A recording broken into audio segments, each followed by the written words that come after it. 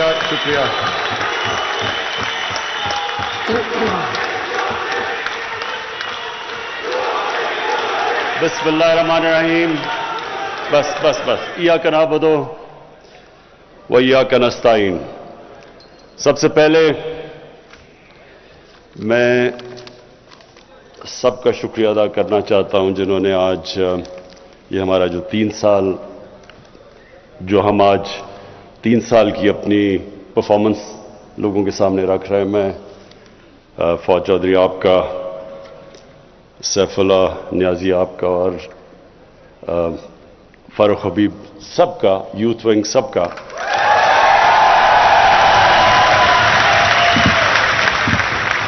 کہ اور ایک منٹ اس کے علاوہ ہاں یوتھ ونگ کا شکریہ ادا کر دیا. اب میں سب کو ویلکم کرتا ہوں یہاں.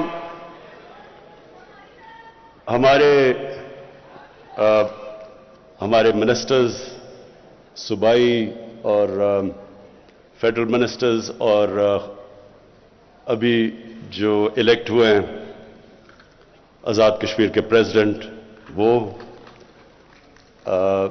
گلگت بلتستان کے چیف منسٹر، گورنرز، سب کو میں آج یہاں ویلکم کرتا ہوں. اچھا جی، اب میری یہاں ٹیم بیٹھی ہوئی ہے. میں ابھی فیصل جاوید کو دیکھ رہا تھا کہ یہ اتنا وہ دھرنا مس کرتا ہے کہ وہ جب مائک مل جائے وہ چھوڑتا ہی نہیں. اب مائک اس کو یاد آ جاتا ہے وہ. اور عمران اسماعیل اور پھر عطا اللہ خیل، عیسیٰ خیل بھی، ہم نے ساری کیمپین کی، جو کیمپین ہماری تھی وہ ساری مجھے یاد ہے عیسیٰ عطا اللہ کے ترانے کے اوپر. اور پھر ابرار آپ کا بھی جو ٹیلنٹ ہے ماشاءاللہ میں داد دینا چاہتا ہوں، بڑا ورسٹائل ہے آپ کا ٹیلنٹ. اور اب مجھے سمجھ نہیں آ رہی کہ میں اپنے گورنر عمران اسماعیل کو کس طرح اس کو داد دوں، کیونکہ اس میں اب پتہ نہیں پوٹینشیل یہ ترانوں کا زیادہ ہے یا اس کی گورنرشپ میں زیادہ ہے، لیکن اس کا کازمان سب کو دینا چاہتا. اچھا جی، میں یہ 3 سالہ جو ہماری پرفارمنس ہے وہ آپ کے سامنے رکھنے سے پہلے میں ایک چیز، کیونکہ جو یوتھ ہے یہ ہمارا فیوچر ہے، ہماری زیادہ تر آبادی، ہماری آبادی یوتھ ہے، 30 سال کی عمر سے کم اکثریت ہے ہماری ملک میں. تو اس لیے یوتھ میں خواتین بھی شامل ہوتی ہیں، وہ علیحدہ نہیں یوتھ سے. اچھا ایک منٹ. یوتھ ونگ آپ نے چپ کر کے شور نہیں بچانا، آرام سے سننی ہے میری بات. اب سنیں، نعرے نہیں، ابھی نعرے نہیں. اچھا جی سنیں، میں سب سے پہلے اپنی صرف یہاں بھی لیکن سارے پاکستان کی یوتھ کے لیے جو پیغام میں آج دینا چاہتا ہوں وہ یہ کہ دیکھیں، جب ہم 5 وقت کی نماز میں، وہ کئی 5 وقت پڑھتے ہیں کئی نہیں پڑھتے، لیکن نماز میں ہم ایک چیز مانگتے ہیں، اور وہ ہے کہ اللہ ہمیں ان کے راستے پہ لگا جن کو تو نے نعمتیں بخشیں، اس راستے پہ نہیں جو اپنی تباہی کے راستے پہ نکل گئے. میں صرف چاہتا ہوں کہ اس کے اوپر غور کریں، کیونکہ جو زندگی کا فلسفہ ہے وہ اس چھوٹے سے آیت کے اندر ہے. اگر آپ اس کو سمجھ جائیں تو آپ کو سمجھ آ جائے گی کہ انسان عروج پہ کیسے جاتا ہے اور انسان اپنے آپ کو تباہ کیسے کرتا ہے. یہ صرف اسی میں ہے، اور اسی لیے اللہ نے ہر روز 5 وقت آپ کو صرف یہ کہا ہے مانگنے کے لیے کہ اللہ مجھے اس راستے پہ لگا، اس راستے پہ نہیں جو تباہی کا راستہ ہے، جو عروج کا راستہ ہے. اور وہ جو عروج کا راستہ ہے وہ کس کا راستہ ہے؟ وہ سب سے اللہ کے محبوب سب سے عظیم انسان جو کبھی نہ اس طرح کا عظیم انسان آیا ہے اور نہ آئے گا، ہمارے نبی صلی اللہ علیہ وسلم۔ اب یہ سمجھنے کی بات ہے، جب اللہ ہمیں حکم دیتا ہے کہ ان کی زندگی سے سیکھو تو اللہ بے نیاز ہے، یہ صرف وہ ہماری بہتری کے لیے اللہ کہتا ہے۔ اگر ہم نے ایک عظیم انسان بننا ہے تو اللہ نے راستہ بتا دیا، اور اسی لیے یہ ضروری ہے کہ ہماری یوتھ کو، ہمارے بچوں کو، خاص طور پر آج کل کے زمانے میں بہت ضروری ہے اس چیز کا سمجھنا کہ ہم جب ان کے راستے پہ چلتے ہیں تو ہم اپنی عظمت کے راستے پہ جاتے ہیں۔ اور جب ابھی یہ ساری جو سٹرگل کی ویڈیوز دکھائی گئی ہیں کہ ہماری، اور واقعی بڑی لمبی سٹرگل ہے، 25 سال اور 22 سال پہلے اقتدار کے باہر، تو یہ میری انسپریشن کیا تھی سٹرگل کی؟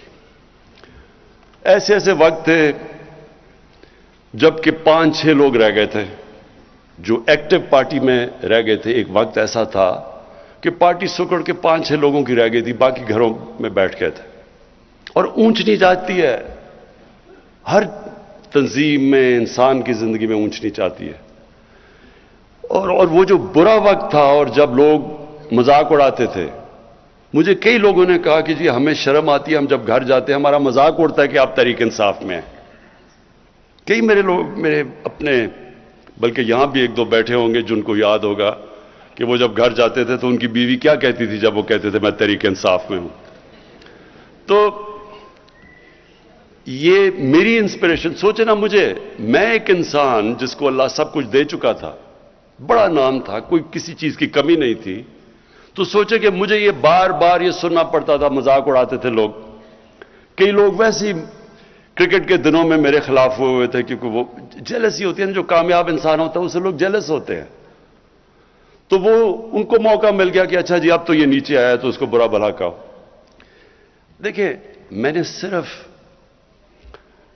ایک چیز میں دیکھتا تھا کہ ہمارے نبی صلی اللہ علیہ وسلم، انہوں نے بھی بڑا مشکل وقت گزارا، اللہ کے حبیب تھے، انسان جس کو سب سے زیادہ اللہ پسند کرتے تھے، تو اگر اللہ ان کو 13 سال ان کی زندگی اگر آپ سٹڈی کریں تو کتنے مشکل وقت سے وہ گزرے تھے، کوئی ضرورت نہیں تھی ان کو، کامیاب تھے، وہ خوش تھے، کامیاب بزنس مین تھے، تاجر تھے، کوئی ان کو ضرورت نہیں تھی، سارے عزت کرتے تھے، صادق اور امین تھے، فیصلے کرانے کے لیے سارے ان کے پاس جاتے تھے۔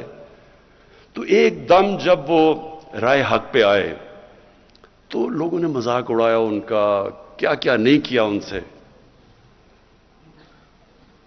اور وہ کتنی تکلیف سے گزرے۔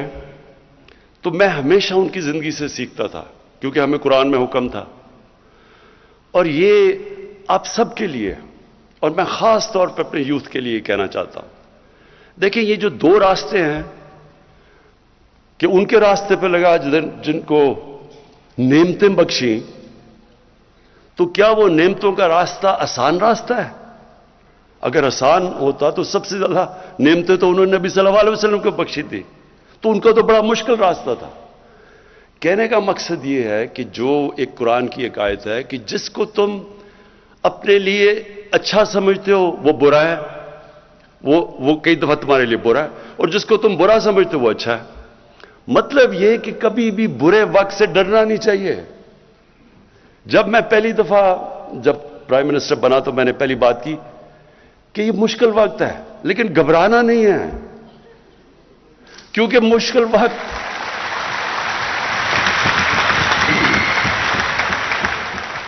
کیونکہ میں نے تو اپنی ساری زندگی مشکل وقت دیکھے ہیں۔ جب آپ سپورٹس کھیل رہے ہیں اور اوپر کوشش کر رہے ہیں کہ سارے ملک میں ٹاپ 11 کھلاڑیوں میں آؤ، پھر دنیا کا مقابلہ کرو، تو وہاں تو اونچ نیچ ہوتی ہے، ہار جیت ہوتی ہے، کئی دفعہ لوگ تالیاں بجا رہے ہیں، وہی آپ گراؤنڈ میں جا رہے ہیں تو سارا اسٹیڈیم تالیاں بجا رہا ہے، اور وہ آپ 0 پہ آؤٹ ہو کے واپس آ رہے ہیں تو وہی 2 منٹ میں سوئچ کر کے آپ کو گالیاں نکال رہے ہیں، مذاق اڑا رہے ہیں آپ کا۔ تو یہ اونچ نیچ زندگی کا حصہ، اور جو سپورٹس ہیں یہ سب سے زیادہ آپ کو تیار کرتی ہیں سٹرگل کرنے کے لیے، کیونکہ مسلسل سٹرگل ہے، یا آپ ہار رہے ہیں یا جیت رہے ہیں۔ تو اس لیے جب پاکستان کے نوجوانوں یہ کبھی یہ نہ سمجھنا کہ زندگی آسانی سے ہو جائے گی۔ اگر آسان زندگی ہے تو اس کا مطلب کہ آپ زندگی میں آپ کی کوئی حیثیت نہیں ہے۔ جو بھی انسان رائے حق پہ کھڑا ہوتا ہے اس کو مشکلوں کا سامنا کرنا پڑتا ہے۔ جو بھی اللہ نے پیغمبر دنیا میں بھیجے وہ ساروں نے مشکلوں کا سامنا کیا، اور وہی آپ مانگتے ہیں وہ راستہ۔ لوگ چاہتے ہیں آسانیاں، لیکن راستہ مانگ رہے ہیں نعمتوں کا، جس کو اللہ نے نعمتیں بخشی ہیں۔ تو پہلے میں صرف آپ کو یہ تیاری کرنا چاہتا ہوں کہ دیکھیں، یہ کبھی نہ سمجھیں کہ جب مشکل وقت آتا تو رونا دھونا شروع کر دیں اور مشکل وقت آیا کیوں۔ وہ تو اللہ کا ایک نظام ہے، اونچ نہیں۔ اور جب مشکل وقت آتا ہے، اگر آپ مشکل وقت کو صحیح طرح سمجھ لیں اور اینالائز کر لیں تو وہی آپ کا عروج کا راستہ بن جاتا ہے۔ جب ایک کھلاڑی، میں جب کرکٹ کھیلتا تھا، میرے سے زیادہ ٹیلنٹڈ کھلاڑی تھے، لیکن میں ان سے آگے کیوں نکل گیا؟ کیونکہ جب میرا مشکل وقت آتا تھا، میں فیل ہوتا تھا، تو میں اس کا پورا تجزیہ کرتا تھا، رات کو سوتا نہیں تھا جب تک میں نے یہ نہ سمجھ لیا ہو اپنی ذہن میں کہ کیا میں نے غلطیاں کی۔ غلطیاں جب میں ٹھیک کرتا تھا تو میں پہلے سے بہتر ہو جاتا تھا۔ اور یہی ہے ایک ہی طریقہ اوپر جانے کا۔ کوئی بھی دنیا میں کسی نے آج تک بڑا کام نہیں کیا جو فیل نہیں ہوا۔ یہ کوئی ناممکن ہے کہ کوئی اٹھ کے ایک دم سیدھا ایک پرچی پکڑ کے اور لیڈر بن جائے، ایسے نہیں ہو سکتا۔ آپ کو جب تک ایک مشکل سٹرگل سے آپ نہیں گزرتے، کسی چیز میں آپ بڑا کام نہیں کر سکتے۔ کوئی بھی لیڈر آج تک شارٹ کٹ لے کے نہیں بنا۔ قائد اعظم کی سٹرگل دیکھیں، میں تو ایک لیڈر مانتا ہوں پاکستان کا، قائد اعظم، اور ان کی کبھی سٹرگل دیکھیں کتنی تھی، جس طرح انہوں نے سٹرگل کیا ہے، اور آخر میں جو بیماری کے اندر انہوں نے سٹرگل کیا ہے، اس لیے آج، اور اپنی ذات کے لیے نہیں کیا، ایک بڑے مقصد کے لیے کیا۔ تو آج تک اور جب تک پاکستان رہے گا، لوگ قائد اعظم کو دعائیں دیں گے۔ تو اس لیے کوئی بھی آج دنیا میں لیڈر اٹھا دیں، وہ ایک سٹرگل کر کے اوپر آتا ہے، اور سٹرگل ہوتی ایسے ہے کہ جب آپ نیچے آتے ہیں، آپ ہاتھ نہیں کھڑے کر دیتے، آپ دیکھتے ہیں کہ میں کیا غلطیاں کر رہا ہوں، پھر ان کے اوپر محنت کرتے ہیں، وہ غلطیاں دور کرتے ہیں، اور پھر پہلے سے زیادہ آپ اوپر چلے جاتے ہیں۔ تو اس لیے یہ جو 3 سال تھے ہمارے، بڑے مشکل سال گزرے ہیں۔ مشکل سال اس لیے گزرے کہ پہلے تو ملک کو بینکرپٹ کر کے چلے گئے۔ ملک میں جو ہمارے پاس پیسہ تھا، جو ہمارے ریزروز تھے، جو ہماری لائبلٹیز تھی، جو ہم نے باہر لوگوں کو قرضے لیے ہوئے تھے، پیسے دینے تھے، ہمارے پاس پیسے ہی نہیں تھے ان کو قسطیں واپس کرنے کی۔ ہم نے ڈیفالٹ کرنا نہیں تھا، ہم ڈیفالٹ کر رہے تھے پیمنٹس کے اوپر، کیونکہ ہمارے پاس فورن ایکسچینج ہی نہیں تھا۔ ہماری جتنا ہم نے باہر پیسے دینے تھے، ہمارے پاس اتنے ریزروز ہی نہیں تھے۔ تو تب ہم نے حکومت سنبھالی تھی۔ پاکستان کی تاریخ کا جو سب سے بڑا جس کو خسارہ کہتے ہیں، ڈیفیسٹ کرنٹ اکاؤنٹ کا، کہ ہمارے ملک میں کبھی اتنا بڑا، تقریباً 20 ارب ڈالر کا ڈیفیسٹ تھا، اتنا بڑا، یعنی کبھی اتنا بڑا ڈیفیسٹ نہیں آیا۔ اس کی وجہ سے ہمیں اگر یہ نہ مدد کرتے ہماری سعودی عربیہ، UAE اور چائنا، اس وقت ہماری یہ نہ مدد کرتے، تو یہ جو مہنگائی اور جو مشکل وقت گزری ہماری قوم، وہ کچھ بھی نہیں ہے جو ہم نے گرنا تھا، کہ جس طرح روپے نے نیچے جانا تھا۔ کیونکہ اگر ہمیں پیسے نہ یہ باہر دیتے اس وقت مشکل وقت میں، تو روپے نے گر جانا تھا اور نیچے۔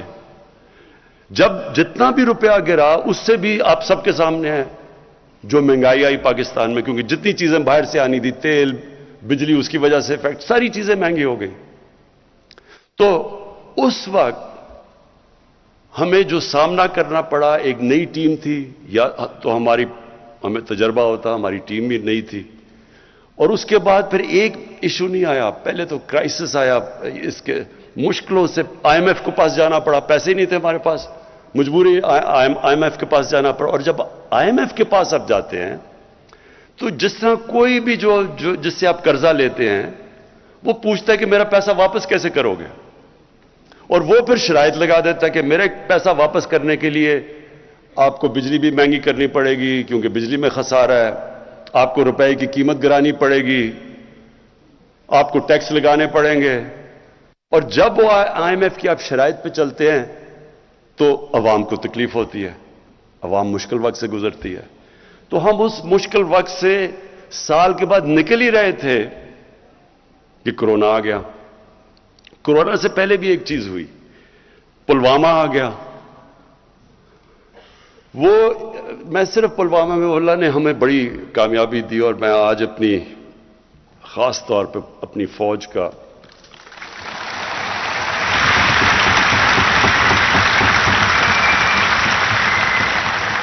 خاص طور پہ ان کا اس لیے شکریہ ان کا ادا کرتا ہوں, اللہ کا شکر کرتا ہوں کہ ہمارے پاس ایسی فوج اور ایئر فورس ہے.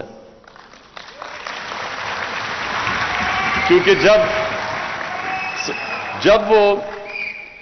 جب وہ فیصلہ کرنا تھا, اور بڑا ایک جب انہوں نے ہماری پاکستان میں آ کے رات کو وہ بمباری کی ان کے جہاز نے, تو اس وقت مجھے احساس ہوا کہ اگر ہمارے پاس اس طرح کی فوج نہ ہو جو ہمیں کانفیڈنس ہو کہ یہ ہمیں سیکیورٹی دے گی, تو کتنا ایک طاقتور, ایک بڑا ملک, 7 گنا زیادہ بڑا ملک, اس کے سامنے کیا کرے گی, ہماری عوام کیا کرے گی.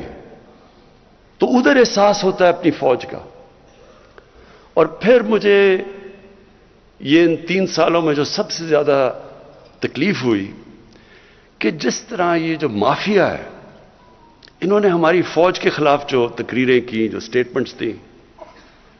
دیکھیں, میں نے بھی فوج کی تنقید کی ہوئی ہے ماضی کے اندر, میں نے بھی کی ہے. کوئی بھی ادارہ ہے, عدلیہ ہے, وہ بھی غلطیاں کرتی ہے, فوج بھی غلطیاں کرتی ہے, ہم پولیٹیشنز غلطیاں کرتے ہیں. لیکن یہ تو نہیں مقصد کہ آپ اپنی فوج کو برا بھلا کہنا شروع ہو جائیں اور فوج کے پیچھے پڑ جائیں.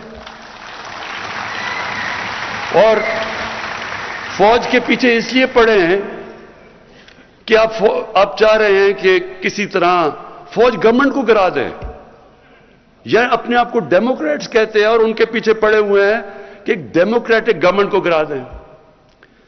تو اس لیے جو انہوں نے تنقید کی, اور باہر جو پوری ہمیں پتہ ہے کہ ہندوستان کی لابی پوری طرح کوشش میں ہے کہ پاکستانی فوج کو برا بھلا کہے, اس کے پیچھے پڑے. ابھی جو افغانستان میں ہو رہا ہے, پورا زور لگایا ہوا ہے کہ جی یہ طالبان صرف جیتے ہیں پاکستان کی فوج کی وجہ سے, اور پوری کیمپین چلی ہوئی ہے ہماری فوج کو ڈسکریڈٹ, اور اب سے نہیں دیر سے چل رہی ہے.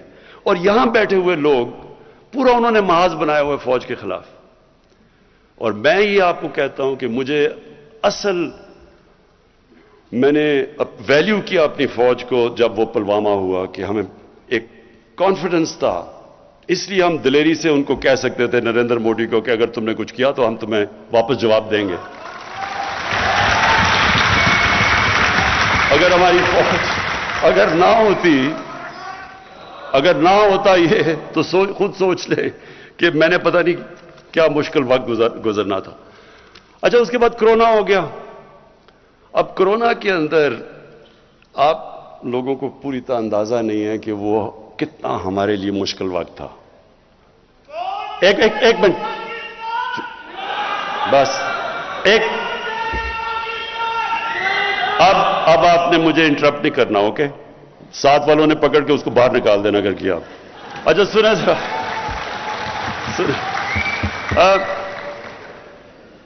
دیکھیں مشکل کیا تھا. ہم دیکھ رہے تھے باہر, وہاں جناب اسپین کے اندر, اٹلی کے اندر, انگلینڈ کے اندر وہ ان کے ہاسپٹل بھرے ہوئے ہیں, لوگ سڑکوں پہ ہیں.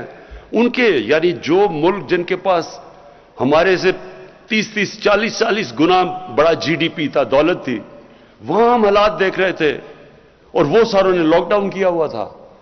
پھر ادھر سے دیکھا جی نریندر مودی نے بھی لاک ڈاؤن کر دیا. تو ساروں نے ہمیں پریشر ڈالا کہ آپ بھی لاک ڈاؤن کریں، اور وہ بہت مشکل وقت تھا۔ ہاں لاک ڈاؤن تو کرنا چاہیے کہ اگر آپ کی یہ بیماری پھیل رہی ہے، ہمیں پتہ ہے کہ لاک ڈاؤن سے وہ رک جاتی ہے، وہ کم ہو جاتی ہے، پھیلتی کم ہے، لیکن ساتھ کہ ہمارے وہ لوگ جو دیہڑی دار تھے، جو غریب لوگ تھے، جو دن کو پیسہ بنا کے بچوں کو کھلاتے تھے، تو ان کو کیا بننا تھا؟ اور بڑی ہماری اپوزیشن کے ممبرز نے تنقید کی، اور لوگ میری اپنی پارٹی میں بھی کئی لوگ گھبرا گئے کہ ایک دم یہ ہو رہا ہے، اور اگر اور پھیل گیا ہمارے ہاسپٹل سے پریشر پڑ گیا۔ لیکن میرا یہ ایمان ہے، ہم نے فیصلہ کیا اور بڑا مشکل فیصلہ کیا کہ ہم جو بھی ہو جائے ہم یہ پوری طرح لاک ڈاؤن نہیں کریں گے، کیونکہ ہمارے غریب بھوکے مر جائیں گے۔ اور اس کی وجہ سے میرا یہ ایمان ہے کہ اللہ نے اس کی برکت آئی ہمارے اوپر، اس نے بچا لیا ہمیں، ہم نے اپنے۔ اور پھر یہ سنیں، ورلڈ اکنامک فورم نے پاکستان کی مثال دی کہ وہ ملک ہے جس نے اپنی بہترین طور پہ اپنی اکانومی بچائی۔ ورلڈ ہیلتھ آرگنائزیشن نے پاکستان کی مثال دی کہ کورونا سے انہوں نے سب سے بہتر طریقے سے اس کو انہوں نے ہینڈل کیا۔ اور پھر اکانومسٹ نے کہا کہ پاکستان وہ دنیا میں 3 ملکوں میں سے ہے جس نے اپنی اکانومی بھی اور کورونا کو بھی ہینڈل کیا۔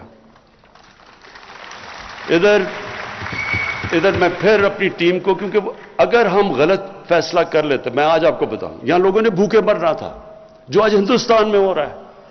اگر ہندوستان کے اندر جس طرح کی غربت آئی ہے، جس طرح کو انہوں نے لاک ڈاؤن لگایا، اور جس طرح مجھے پارلیمنٹ میں اپوزیشن والے کہہ رہے تھے، مثالیں دے رہے تھے ہندوستان کی، تو آج ہمارے ملک کے اندر جس طرح کی غربت تھی آپ اندازہ نہیں لگا سکتے، کیونکہ ساری دنیا کے اندر کورونا کے اندر غریب پس گیا۔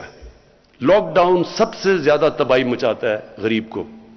تو اس میں اپنی جو ٹیم تھی میری این سی او سی کی، اسد عمر اور ڈاکٹر فیصل، میں خاص طور پہ آپ کو خراج تحسین آج پیش کرنا چاہتا ہوں کہ بڑے ہمارے اچھے فیصلے ہوئے اور اللہ نے ہمیں وہاں سے نکالا۔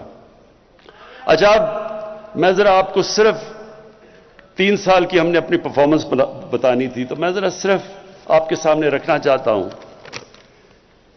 کہ ہم جب آئے تھے تو تقریباً $20 ارب کا خسارہ تھا۔ آج وہ خسارہ 3 سال کے بعد $20 ارب سے $1.8 ارب پہ رہ گیا۔ ہمارے فورن کرنسی ریزروز جب ہم آئے تھے تو پورے ملا کے $16.4 ارب تھا، اور آج ماشاءاللہ ہمارے $27 ارب پہ ریزرو چلے گئے ہیں۔ ہمارے جو ٹیکس کلیکشن تھی، یعنی کہ دیکھیں، جب ایک گھر میں مثلاً ایک گھر جب مقروض ہو جاتا ہے تو وہ کیا کرتا ہے؟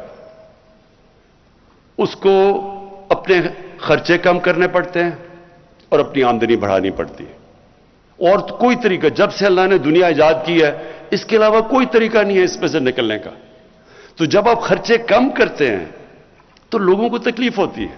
ایک گھر دیکھ لینا، گھر میں آپ خرچے کم کریں گے تو لوگ اپنا کھانا پینا کم کریں گے، مرغی سے دال روٹی پہ آ جائیں گے، اور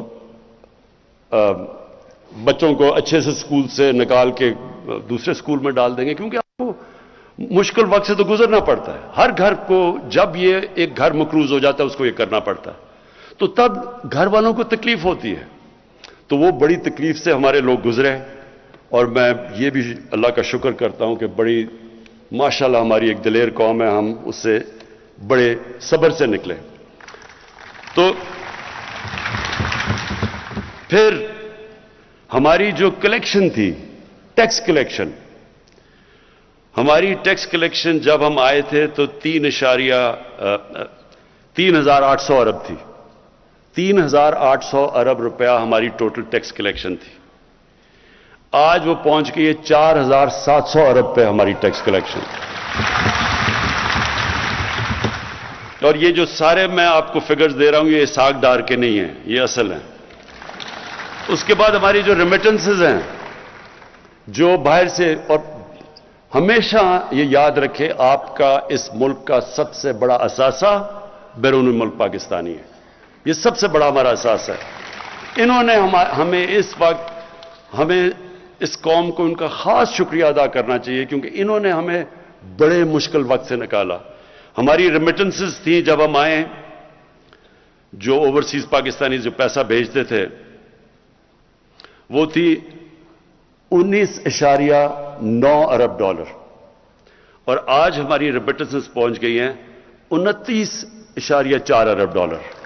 तकरीबन 10 अरब डॉलर एक्स्ट्रा रेमिटेंसेस आई। अच्छा, फिर जो हमारा, जिस वक्त हम बिल्कुल शुरू में आए तो जब खर्चे कम किए, हमारी इकॉनमी कमजोर हुई, बेरोजगार हो गए। आज देखें जरा हालात।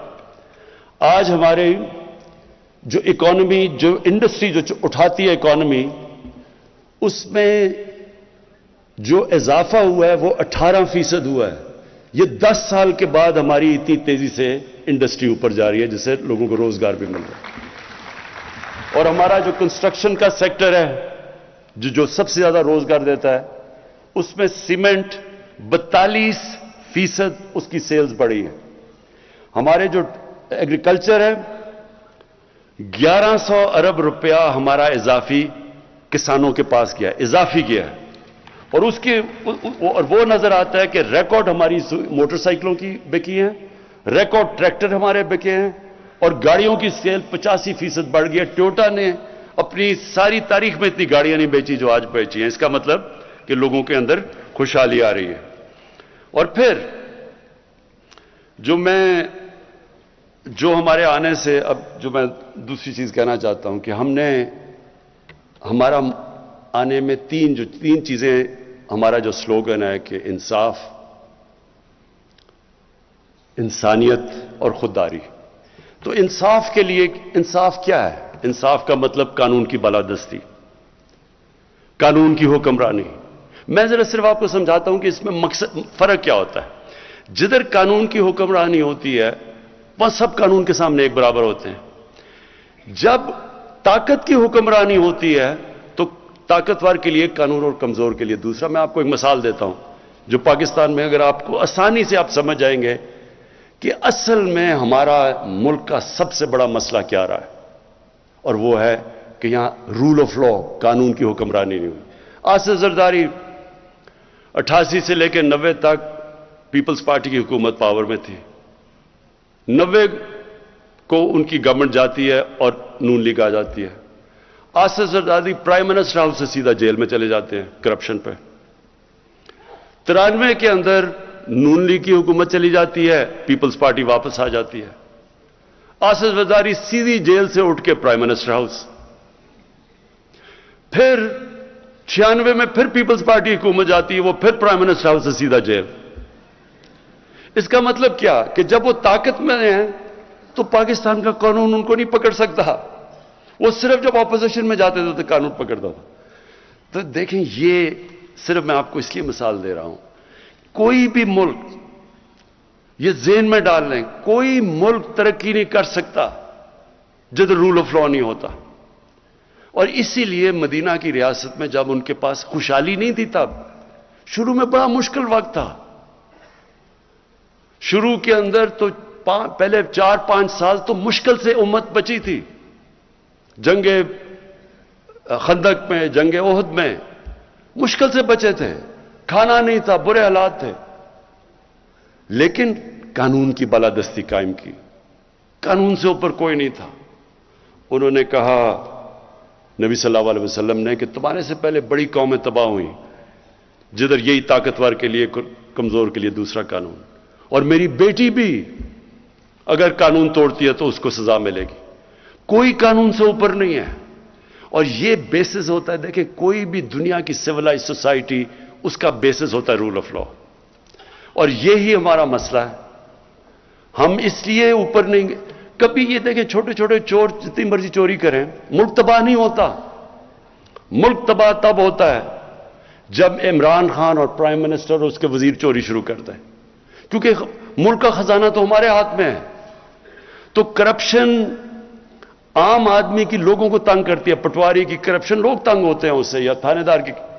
لیکن ملک جو تباہ ہوتا ہے جب اس کے طاقتور، اس کے پرائم منسٹر، وزیر، جب وہ چوری شروع کرتے ہیں. اس لیے ساری دنیا میں آج ڈیولپنگ ورلڈ، جس کو ڈیولپنگ ورلڈ، غریب ملک جو ہیں، ان کے اندر ایک ہی مسئلہ ہے، طاقتور قانون سے اوپر ہے. ایک فیکٹ آئی رپورٹ میں بار بار مثال دیتا ہوں کیونکہ یونائٹڈ نیشنز کے سیکرٹری جنرل نے، اس نے ایک پینل اپنے نیچے بٹھائی اور انہوں نے کہا بتاؤ کہ یہ امیر اور غریب ملکوں میں اتنا فاصلہ کیوں بڑھتا جا رہا ہے. تو فیکٹ آئی پینل کی جو رپورٹ ہے اس نے یہ کہا کہ ہر سال غریب ملکوں سے، ڈیولپنگ ورلڈ سے 1000 ارب ڈالر چوری ہو کے جاتا ہے امیر ملکوں میں اور آف شور اکاؤنٹس میں اور مے فیئر کی طرح فلیٹس میں. ہر سال یہ ایسے ہے. میں آپ کو ایک اور مثال دیتا ہوں. جب انگریز ہندوستان میں آیا تو اورنگزیب کے جانے کے بعد ہندوستان کا جو سالانہ آمدنی تھی، جس کو جی ڈی پی کہتے ہیں، وہ 24% تھی دنیا کی جی ڈی پی. دنیا کا سب سے امیر خطہ تھا یہ. اور بنگال مغلوں کا سب سے امیر پروونس تھا. انگریز نے شروع کیا بنگال سے، اور اس نے جب 200 سال حکومت کر کے گیا تو بنگال سب سے غریب صوبہ ہو گیا انگریزوں کا. اور ہندوستان کا جو جی ڈی پی تھا وہ رہ گیا 3%، اور برطانیہ کا جی ڈی پی چلا گیا 24%. کیا ہوا؟ یہاں سے ساری دولت چوری ہو کے ان کے پاس چلی گئی. یہ غریب ہو گیا، وہ امیر ہو گیا. یہی آج ہو رہا ہے دنیا میں. ڈیولپنگ ورلڈ کیوں فاصلے بڑھتے جا رہے ہیں؟ امیر غریب کے فاصلے بڑھتے جا رہے ہیں، امیر اور غریب ملکوں کو. کیونکہ وہاں سے، کیونکہ ان کے پاس قانون کی حکمرانی نہیں ہے، وہاں کا پیسہ چوری ہو کے ان کے ملکوں سے باہر جا رہا ہے. وہ فاصلے، وہ ملک غریب ہو رہے ہیں. وہ جو پیسہ خرچ ہونا ہے تعلیم پہ، صحت پہ، انفراسٹرکچر پہ، وہ چوری ہو کے باہر چلا جاتا ہے.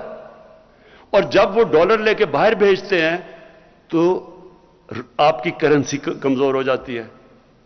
کیونکہ یہاں سے اندازہ، ایک رپورٹ تھی 10 سال پہلے کہ 10 ارب ڈالر ہر سال یہاں سے چوری ہو کے، منی لانڈرنگ ہو کے باہر جاتا ہے. تو وہ اگر 10 ارب ڈالر نہ آپ روک لیں تو ہمیں آئی ایم ایف سے قرضہ ہی نہ لینا پڑے. تو یہ جو ہمارا مسئلہ نہیں، یہ ساری ڈیولپنگ ورلڈ کا مسئلہ ہے. اس لیے یہ جو رول آف لا ہے، طاقتور کو قانون کے نیچے لانا، یہ ایک جہاد ہے. اللہ قرآن میں کہتا ہے کہ میری زمین میں انصاف قائم کرو. یہ ہمارا فرض ہے. اور اس لیے یہ ہے اصل میں جنگ جو 3 سال میں ہم نے سب سے زیادہ لڑی ہے. جو ابرار نے بتایا کہ جی مایوسی پھیلا دیتے ہیں، یہ کون مایوسی پھیلا رہا ہے؟ یہ وہ مافیاز ہیں. وہ مافیاز ہیں جو چاہتے ہیں کہ گورنمنٹ فیل ہو، کیونکہ وہ پرانا زمانہ پھر آ جائے جدھر لوٹ مار شروع ہے. ان کی پوری کوشش ہے کہ آپ کی یہ تحریک انصاف کی حکومت کامیاب نہ ہو اور ہماری جو کولیشن گورنمنٹ ہے، کیونکہ وہ چاہتے نہیں ہیں. کیونکہ ان کے لیے آسان، یہاں سے ملک سے پیسہ نکالا، باہر لے گئے، باہر بڑے بڑے گھر اور پراپرٹیز لے لی. تو میں صرف اب آپ کو، ہم جب آئے ہیں ذرا میں آپ کو بتاؤں کہ فرق کیا پڑا ہے. کیا فرق پڑا ہے کہ ہمارے آنے سے پہلے. اب میں ذرا 2 آپ کو فگرز دیتا ہوں. پنجاب کی پہلے بتاتا ہوں کہ پنجاب کی اینٹی کرپشن، انہوں نے نون لیگ کے 10 سالوں میں جو ٹوٹل پیسہ اینٹی کرپشن نے ریکور کیا تھا وہ 2.5 ارب روپیہ تھا. ہمارے صرف ابھی 3 سالوں میں پنجاب کی اینٹی کرپشن نے 450 ارب روپیہ اب تک ریکور کر چکے ہیں.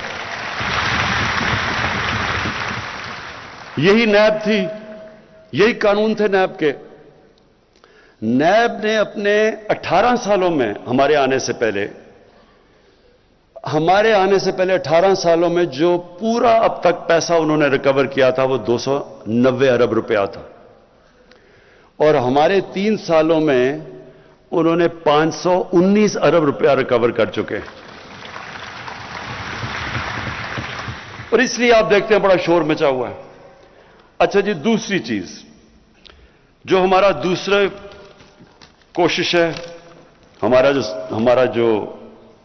जो मंशूर है वो है इंसानियत।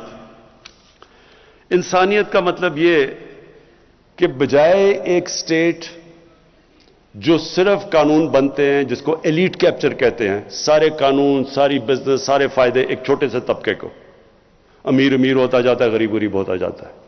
यह हमारी पहली गवर्नमेंट है जिसने फैसला किया कि हम नीचे से लोगों को ऊपर उठाएंगे। और यह हम किधर, यह मदीना की रियासत का असूल था। पहली दफा फ्लाई रियासत दुनिया की तारीख में मदीना में बनाई गई थी।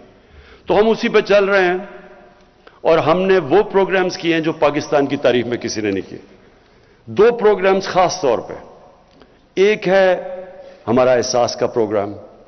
हमारा जो एहसास का प्रोग्राम है, इससे पहले 110 अरब रुपया सिर्फ दिया जाता था निचले लोगों की मदद करने के लिए, गरीब लोगों की। उससे हमने 260 अरब पे ले गए हैं। 110 से 260 अरब पे हमारा चला गया। हमने जो एहसास में, जब कोरोना हुआ तो जो पैसा खर्च किया हमने एहसास पे, वर्ल्ड बैंक ने रेट किया, जो सारी दुनिया में पैसे खर्च कर रहे थे ना कोरोना के दौरान, तो वर्ल्ड बैंक ने जो हमारी रेटिंग दी हमारे एहसास के प्रोग्राम को, वो सारी दुनिया में नंबर 3 पे पाकिस्तान था कि सबसे बेहतरीन, शिफाफ और एफिशिएंट तरीके से हमने पैसे बांटे। और एहसास प्रोग्राम के अंदर और भी खास तौर पे मैं, जो हमारी कोशिश है कि अपनी औरतों को हम उठाएं। हमारी औरतें खास तौर पे जो गरीब इलाकों में हैं, जो देहातों में हैं, इनको हमारी पूरी कोशिश उठाने की। और इनको बेहतरीन तरीका उठाने का क्या है? तालीम देना। एहसास प्रोग्राम के अंदर हमने जो स्कूलों के अंदर स्कॉलरशिप्स रखी हैं बच्चियों के लिए, वो बच्चों से ज्यादा है, लड़कों से ज्यादा है। और जो हमने अंडर ग्रेजुएट स्कॉलरशिप्स दिए हैं, वो औरतों को भी 50% है और लड़कों को भी, स्टूडेंट्स को भी, मेल को भी 50% है। कोशिश क्या है? देखिए, मैं ये टीवी प्रोग्राम देखता हूं, ये आजकल ये जो अफगानिस्तान के ऊपर प्रोग्राम्स हो रहे हैं, यूरोप, सारी दुनिया मगरब में, कि जी वो अफगानिस्तान की औरतों की बड़ी बुरी, उनको सबको फिक्र पड़ी अफगानिस्तान की औरतों की। वो जी पता नहीं तालिबान क्या कर देंगे औरतों को। कभी दुनिया की तारीख में कभी किसी ने बाहर से आके किसी मुल्क की औरतों को हुकूक दिलवाए आज तक? कभी कोई दिलवा सका है? मुझे एक दुनिया में, मैं एक तारीख का तालिब इल्म हूं, मुझे कोई दुनिया में यह बता दे कि जी बाहर से किसी ने मुल्क में आके तो किसी और मुल्क की औरतों को हुकूक दिलवा दिए। औरतें खुद हुकूक दिलवाती हैं। हमारी औरतों में ताकत है अपने आप को, अपने हुकूक लेने के लिए। हमने सिर्फ उनको तालीम देनी है, हमने एम्पावर करना तालीम दे के। औरतें खुद अपने हुकूक, जो इंग्लैंड में या हुकूक या जो वेस्ट में दिलवाए थे, वो क्या किसी ने फतह करके दिलवाए थे उनको हुकूक? उनकी अपनी मूवमेंट थी, औरतों की मूवमेंट थी, सफरेजेट्स थी। उन्होंने बड़ी मेहनत करके अपने हुकूक लिए हैं। तो हमारी औरतों के पास, हमने सिर्फ उनको तालीम देनी है और इसके ऊपर हमारी गवर्नमेंट का सबसे ज्यादा जोर है। उसके अलावा भी हमने इनकी कई चीजें जो गरीब इलाकों में औरतें, उनके लिए मुश्किल है। मसलन हमने एक सक्सेशन सर्टिफिकेट्स निकाले हैं। अब बचाए औरतें, बड़ा मुश्किल होता था उनको जाके सक्सेशन सर्टिफिकेट्स को जाके वेरीफाई करना। तो अब वो सिर्फ नादरा ऑफिस में जाएं और वो आराम से उनके लिए हो जाते हैं। और इसका सबसे बड़ा फायदा ये है कि जो इनहेरिटेंस लॉज है, औरतों की जो जायदाद मिलनी चाहिए, वो भी पहली दफा हम अब इंश्योर कर रहे हैं, क्योंकि औरतों को जायदाद में हिस्सा नहीं मिलता। वो भी इंशाल्लाह हम पूरी तरह उस पर जोर लगा रहे हैं। अच्छा जी, अब जो सबसे बड़ा हमारा इसके साथ साथ एहसास के साथ प्रोग्राम चलने वाला है, वो कामयाब पाकिस्तान है। इसकी हम पूरी डिटेल्स काम कर रहे हैं। बहुत बड़ा प्रोग्राम है। इसमें जो हमारी 40 लाख निचले गरीब खानदान हैं, उनके लिए हम 4 चीजें करने लगे। सबसे पहले उनको कर्जे, सूद के बगैर उनको कर्जे देंगे। हर गरीब खानदान में, ये 40 लाख गरीब खानदान है सबसे नीचे, हर गरीब खानदान को, सब उनमें से एक फर्द को सूद के बगैर कर्जा। उसके बाद एक फर्द को टेक्निकल एजुकेशन, تاکہ وہ ہنر سیکھ سکیں. ہیلتھ کارڈ، ہیلتھ انشورنس، یعنی کہ ایک غریب گھر میں، وہ تو ہم پنجاب میں پختونخوا میں تو وہ کر چکے ہیں، پنجاب میں انشاءاللہ سال کے اینڈ تک سب کو ہیلتھ کارڈ مل جائے گا، ہیلتھ انشورنس. اور اس کے علاوہ ہاں لیکن میں عرض کر دوں، یہ صوبے خود کر رہے ہیں، یہ ہم سینٹر سے نہیں کر رہے. انشاءاللہ جب یہ ساری صوبوں میں ہو جائے گا تو سندھ کو بھی پریشر پڑ جائے گا، سندھ کے اوپر بھی، کہ ان کو بھی دینے پڑیں گے ہیلتھ کارڈ. اور پھر جو ہمارا بہت بڑا پروگرام ہے، جو ہم نے افورڈیبل ہاؤسز، لوگوں کو گھر دینے ہیں، غریب طبقوں کو جو آج تک کبھی پیسے ان کے پاس نہیں ہوتے گھر بنانے کے لیے، تو ایک غریب خاندان کو ہم پورا سود ان کو ہم وہ قرضے دیں گے، یعنی جس طرح کہ اگر انہوں نے مہینے کا کرایہ دینا ہے، وہ کرایہ کی جگہ وہ قسط ہو جائے گی اور ان کا گھر اپنا ہو جائے گا. کسانوں کے لیے کسان کارڈ، یہ پہلی دفعہ ابھی پنجاب میں شروع ہے، یہ ہماری ساری انشاءاللہ جدھر بھی آزاد کشمیر میں بھی، گلگت بلتستان اور پختونخوا میں بھی، اس کا مقصد یہ ہوگا کسان کارڈ کا کہ بجائے کسان کے اوپر واؤچرز ہوتے تھے اور بڑے مشکل ہوتے تھے، ان کو پیسہ بھی نہیں نیچے پہنچتا تھا، اب ان کو کارڈ ملے گا. اس کارڈ کے اوپر جو بھی سبسڈی ہے، کھاد کے اوپر ہے، ٹیوب ویل کے اوپر ہے، کیڑے مارنے والی دوائیوں پہ ہے، اور اگر کوئی فصل ان کی خراب ہو جائے تو ڈائریکٹ کارڈ کے اوپر اب ہم سبسڈی دیں گے. یہ انشاءاللہ سال کے اینڈ تک پورا کسان کارڈ ساری جگہ چلا جائے گا. اور کسانوں کے لیے اس کے علاوہ 10 ڈیمز بن رہی ہیں پاکستان میں. انشاءاللہ اگلے 10 سال تک ہماری 10 ڈیمز پوری ہو جائیں گی. 2025 میں مومن ڈیم سب سے پہلے بن جائے گی، اس کے بعد پھر داسو. اور اس کا یہ ہوگا پہلی دفعہ پاکستان میں 50 سال میں کوشش کی ہے کہ پاکستان کے ریزروائرز بڑھے تاکہ کسانوں کو پانی زیادہ ملے، کیونکہ آگے پانی کا بڑا مسئلہ آ رہا ہے. اور پھر تعلیم میں سب سے پہلے تو ایک کریکولم، ایک نصاب، یہ بڑا مشکل کام تھا. میں اپنی ٹیم کو، دونوں جو ہمارے پروونشل اور فیڈرل ایجوکیشن منسٹرز ہیں، ان کو خاص طور پہ میں داد دیتا ہوں. بڑا مشکل کام ہے ایک نصاب، کیونکہ انگریزوں کا بنایا ہوا سسٹم تھا. ایلیٹ کے لیے انگلش میڈیم، لوگوں کے لیے اردو میڈیم، 7 دینی مدرسے، 3 سسٹمز تھے. یہ بڑی مشکلوں سے ہم ایک نصاب لے کے آئے ہیں. اور اس کا مقصد کیا ہے؟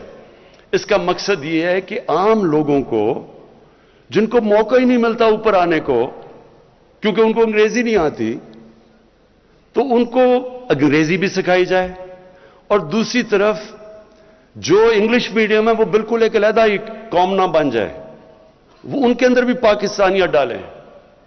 اور ساتھ ساتھ جو سب سے بڑی چیز انشاءاللہ اگلے 5 مہینے میں ہو جائے گا، 8، 9 اور 10 میں کلاسز میں ہم ایک سیرت نبی کا پورا ایک کورس شروع کر رہے ہیں.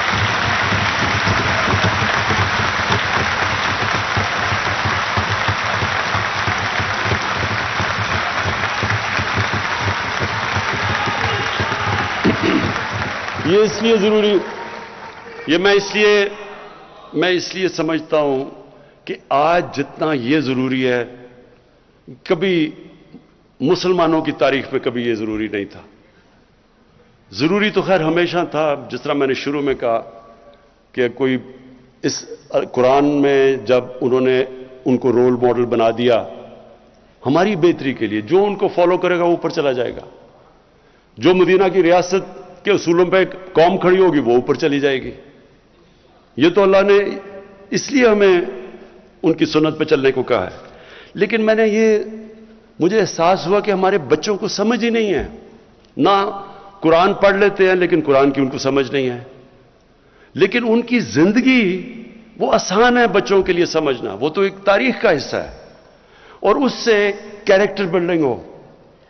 میں پھر سے کہتا ہوں، جب میں نے جو چیزیں آج کل دیکھ رہا ہوں، یہ موبائل فون کے بڑے فائدے ہیں، ٹیکنالوجی ہے، بچے کئی چیزیں اب سیکھ جاتے ہیں، نالج وہ مل جاتی ہے جو کبھی پہلے نہیں تھی.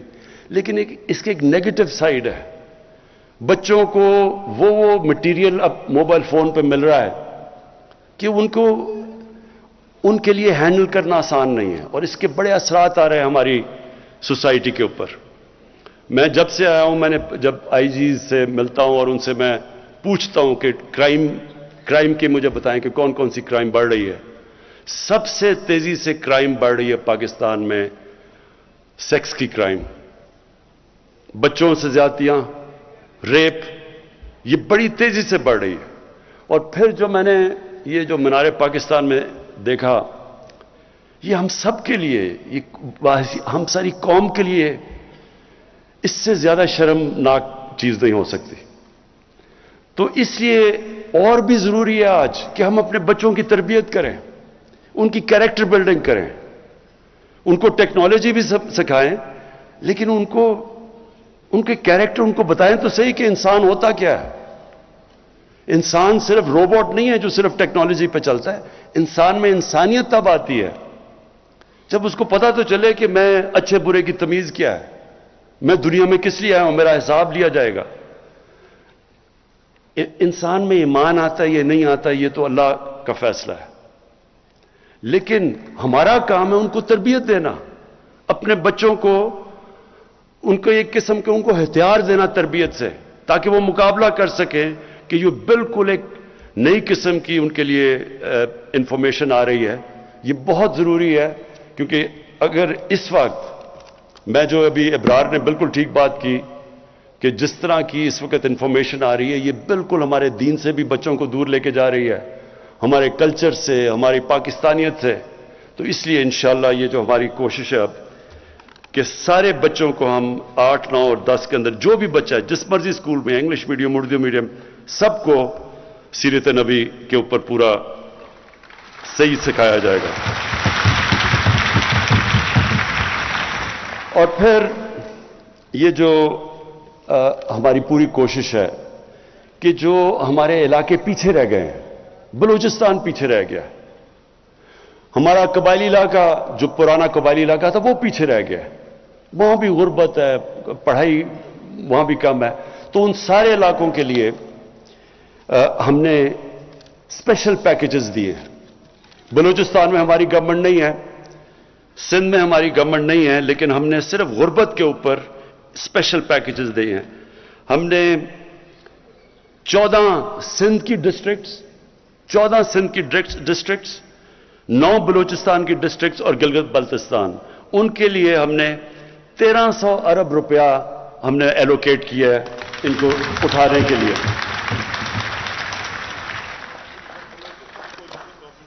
ہاں اچھا، بلوچستان میں ہماری کولیشن گورنمنٹ ہے۔ اچھا، اب میں آخری چیز پہ آ رہا ہوں، اور یہ بڑا ضروری ہے آپ سب کے لیے کہ دیکھیں، میں پاکستان کی پہلی چپ کر کے سنیں پلیز، پاکستان کی پہلی جنریشن ہوں۔ میرے ماں باپ ایک غلام ہندوستان میں پیدا ہوئے تھے، میں ایک پہلی جنریشن ہوں جو ہم ایک آزاد ملک میں پیدا ہوئے تھے۔ اور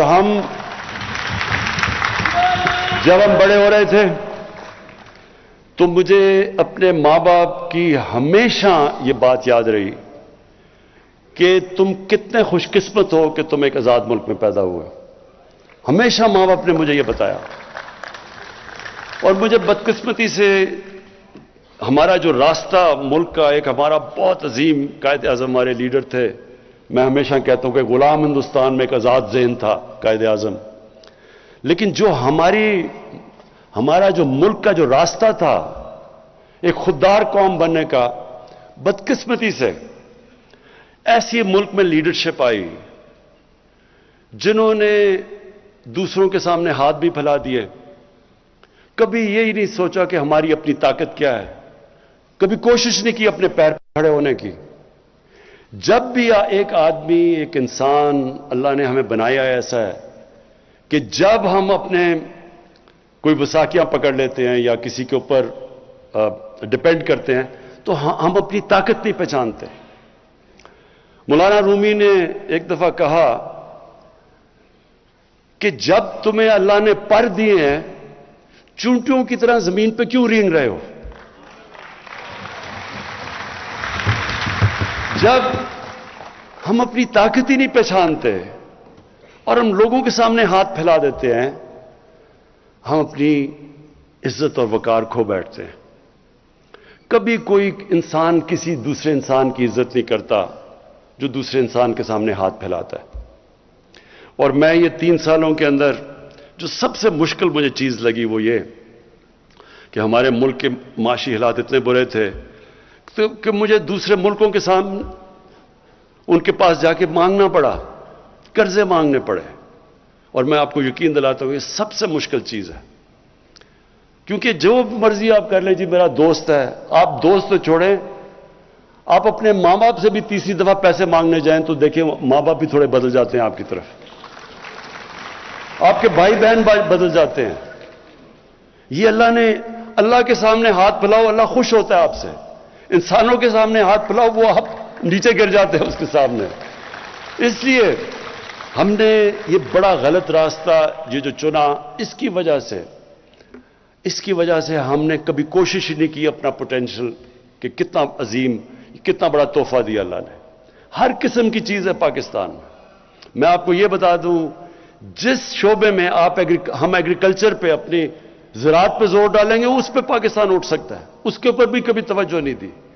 इस मुल्क में जितने मिनरल्स दिए हैं, जो मदनियात हैं, उसके ऊपर भी कभी तवज्जो नहीं दी, क्योंकि सिर्फ बाहर हाथ फैलाए हुए कि एड आती रहे या हम इंपोर्ट करते रहे। सोचा ही नहीं कि इस मुल्क में क्या क्या है। अल्लाह, जो टूरिज्म है, मैं आपको सिर्फ बताऊं क्योंकि मैं दुनिया में फिरा हुआ, टूरिज्म में सिर्फ पाकिस्तान इतना पैसा बना सकता है कि अपने कर्जे उतार सकता है, सिर्फ टूरिज्म पे। कभी किसी ने तवज्जो ही नहीं दी, क्योंकि छुट्टियां उनकी लंदन में थी। किसी को क्या पता कि यहां पाकिस्तान में क्या पोटेंशियल है। इंडस्ट्री के अंदर पाकिस्तान की इंडस्ट्री उठ रही थी, नेशनलाइज करके हमने अपनी इंडस्ट्री सारी तबाह कर दी 70s में। हमारे बैंकर्स दुनिया के अंदर, BCCI दुनिया के अंदर 14-15 नंबर पर बैंक पहुंच गया था, यहीं से लोग उठे हुए थे। लेकिन आहिस्ता आहिस्ता आहिस्ता आहिस्ता यहां पहुंच गए कि आप सोचें कि 22 करोड़ का मुल्क है और हमारी एक्सपोर्ट्स देख लें। पिछले 5 साल में, जो उनके पिछले वाले नून लीग के 5 साल थे, एक्सपोर्ट्स बढ़ी नहीं। जो 5 साल पहले थी उनके, वो एंड तक उतनी एक्सपोर्ट्स थी। जब मुल्क एक्सपोर्ट ही नहीं करेगा, उसके पास आमदनी किधर से आएगी? कैसे मुल्क आगे बढ़ सकता है? और इस मुल्क में कोशिश ही नहीं की गई इंडस्ट्रियलाइज करने की, डी इंडस्ट्रियल। अभी जो आपने पीछे देखा होगा कि फैसलाबाद में लोगों ने अपनी टेक्सटाइल मिल्स को चेंज करके हाउसिंग सोसाइटी बनानी शुरू कर दी। हमारी टेक्सटाइल इंडस्ट्री जो मेन थी वो नीचे चली गई। तो इस वक्त जो हमारा मुल्क जिस रास्ते पे है, इंशाल्लाह पहली दफा एक्सपोर्ट्स हमारी बढ़ रही हैं। हमारा रेमिटेंसेस, जो हमारा ओवरसीज पाकिस्तानी, ये याद रखें, सबसे बड़ा असासा बैठा हुआ है। अभी तो हमने उनको पूरी तरह मुल्क में माहौल ही नहीं पैदा किया कि वो यहां के इन्वेस्टमेंट करें, लेकिन वो माहौल पैदा हो रहा है। ईज ऑफ डूइंग बिजनेस में 28 प्लेस पाकिस्तान ऊपर चला गया है, यानी आसानियां पैदा कर रहे हैं हम बाहर इन्वेस्टर्स के लिए। तो इंशाल्लाह, और बिजनेस कॉन्फिडेंस, अभी सिर्फ जो ओवरसीज पाकिस्तानी चैम्बर ने जो सर्वे किया है, पाकिस्तान में तकरीबन 100%, 108% एक साल के अंदर बिजनेस कॉन्फिडेंस ऊपर गया है, कि यानी कि पाकिस्तान के हालात बिजनेस के लिए बेहतर हो गए। तो मैं आप बात करना चाहता, देखें, इस मुल्क को हमने अपने पैर पे खड़ा करना है। हमने जो फैसला किया, जब हमने कहा कि हम कोई अपने मुल्क को इस्तेमाल आगे से नहीं होने देंगे। पहले हमने अमेरिका के साथ शामिल हुए, हम उनके फ्रंट लाइन स्टेट बने, अफगानिस्तान में जहाद लड़ी, पैसे उन्होंने दिए, जहादी हमने ट्रेन किए। जैसी रूसी वहां से सोवियत यूनियन छोड़ के गई अफगानिस्तान, वो भी चले गए अमेरिकी, और हमारे ऊपर सैंक्शंस लगा दी। उसके बाद 9/11 आया, उनको फिर हमारी जरूरत पड़ गई। अफगानिस्तान में उन्होंने जंग लड़नी थी, उन्होंने फिर पाकिस्तान को कहा कि जी हमारी तुम्हें जरूरत है। मेरी तरह के लोगों ने कहा कि हमें इस जंग में शिरकत नहीं करनी चाहिए, ये हमारी जंग नहीं है। ہمیں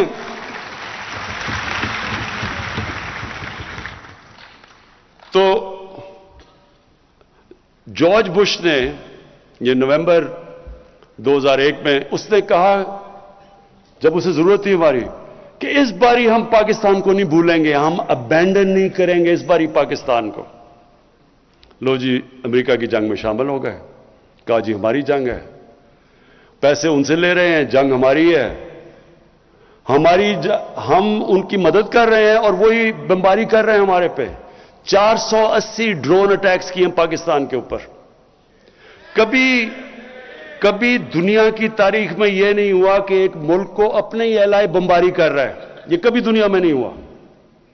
وہ لوگ جو بیچارے مرتے تھے ڈرون اٹیکس میں, وہ سارے بدلہ لیتے تھے پاکستان سے, ہماری فوج سے. ہمارے ادھر فوجی بھی شہید ہو رہے ہیں, ہمارے بم دھماکے ہو رہے ہیں. 70 سے 80 ہزار لوگوں کی ہم قربانی دے گی کسی اور کی جنگ لڑ کے, اور اس کے بعد وہی ہمیں کہنا شروع ہو گیا کہ نہیں جی آپ کی وجہ سے ہم افغانستان میں کامیاب نہیں ہوئے. تو اس سے ہمیں کیا سبق ملتا ہے؟ کبھی ہم نے اپنے آپ کو کسی سے استعمال ہونے نہیں دینا.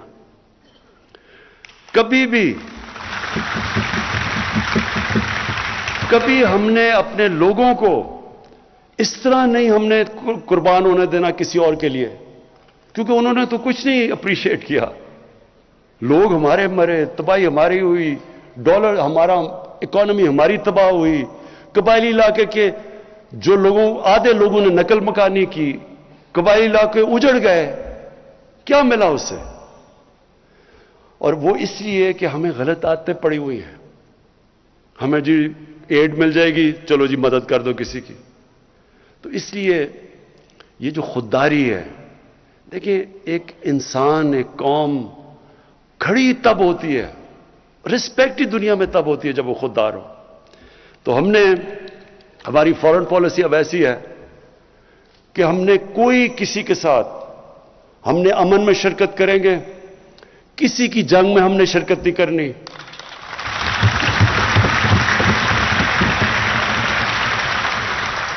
اور افغانستان کے اوپر میں آخری بات کر دوں کہ جو افغانستان میں ہوا, جس طرح 300 تقریباً 3 لاکھ افغان فوج لڑی نہیں. کئی لوگ کہتے ہیں جی دیکھیں بڑے بزدل ہیں وہ لڑے نہیں. یہ ذہن میں ڈال لیں کہ افغان قوم دلیر قوم ہے, نہ ڈر قوم ہے, لڑنے والی قوم ہے.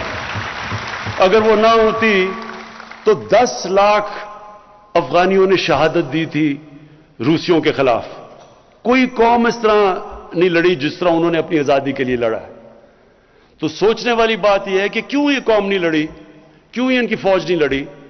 تھوڑے طالبان تو 70,000 تھے, 3 لاکھ یہ کی فوج تھی, ایئر فورس ان کے ساتھ, جدید ہتھیار ان کے پاس, ٹینکس ان کے پاس, کیوں نہیں لڑی؟ اور اسی کے اندر پتہ ہے کہ کیوں طالبان جیتے. وہ کیوں نہیں لڑے؟ وہ اس لیے نہیں لڑے کہ کرپٹ گورنمنٹ کے لیے, جو ایک کرپٹ گورنمنٹ ہے اس کے لیے کوئی نہیں لڑتا.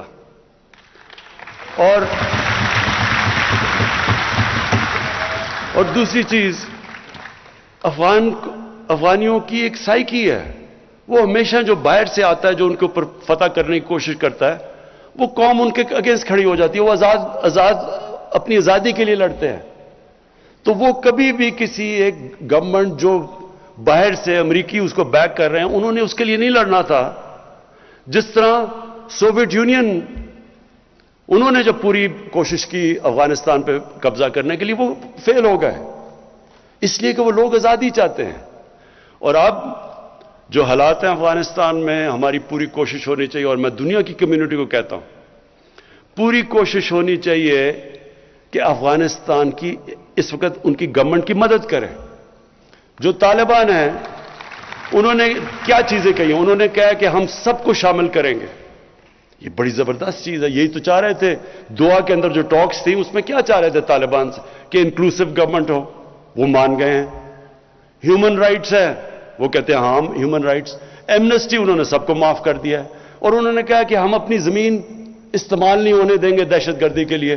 یہی دنیا چاہتی تھی. تو جب انہوں نے یہ کہہ دیا ہے تو یہ کیا مطلب کہ نہیں جی وہ آگے پتہ نہیں اپنی زبان پہ کھڑے ہوں گے یا نہیں ہوں گے؟ بھئی جب نہیں ہوں گے تب دیکھیں، ابھی کیوں شروع ہو گئے ہیں؟ ابھی تو آپ کریں ان کی مدد تاکہ وہ افغانستان میں امن ہو۔ سب سے زیادہ دنیا کو کیا کرنا چاہیے؟ پوری کوشش کرنی چاہیے کہ افغانستان میں امن ہو۔ 40 سال سے وہاں انتشار ہے، ان کے لوگوں نے کتنی مشکلوں کا سامنا کیا ہے۔ اب وقت آ گیا کہ دنیا مدد کرے امن لانے کے لیے وہاں، اور وہ کوشش کرے۔ اگر طالبان کوشش کر رہے ہیں سب کو شامل کر کے وہ امن کی بات کر رہے ہیں تو ان کی مدد کریں۔ میں اپنی ٹیم کو اس کا شکریہ ادا کرتا ہوں، اپنے سارے ایلائز جتنے ہمارے ساتھ، جنہوں نے ہمارے ساتھ 3 سال گزارے ہیں، کیو لیگ کا، ہماری بیپ پارٹی کا، اپنی ایم کیو ایم کا، میں آپ کا سب کا شکریہ ادا کرتا ہوں، جی ڈی اے کا سب کا، اپنے سارے ایلائز کا شکریہ ادا کرتا ہوں جس طرح آپ نے ہمارے ساتھ کرا ہے۔ شکریہ۔